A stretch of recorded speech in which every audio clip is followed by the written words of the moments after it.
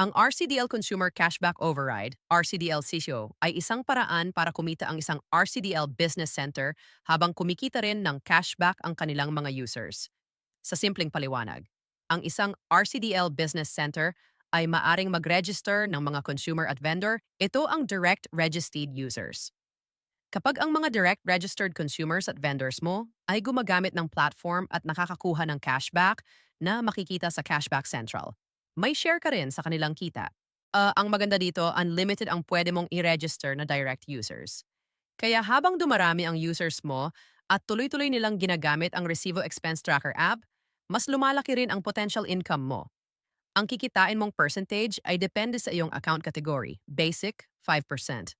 Advanced, 7%. Premium, 10%. Mas mataas ang account category, mas mataas din ang percentage ng kita.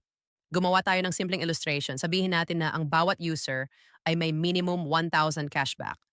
Kung may 10 users ka, pwede kang kumita ng basic 500, advanced 700, premium 1,000. Kung 25 users naman, aabot ito sa basic 1,150, advanced 1,750, premium 2,500. At kung 50 users, pwede kang kumita sa basic 2,500, advanced 3,500, premium 5,000. Take note, conservative example lang ito dahil naka-base lang sa 1,000 cashback per user. Paano pa kung mas mataas ang cashback nila o mas marami ang users mo? Ibig sabihin, mas mataas pa ang potential income mo. Ang lahat ng figures na ito ay for illustration purposes lamang at hindi garantiya ng kita.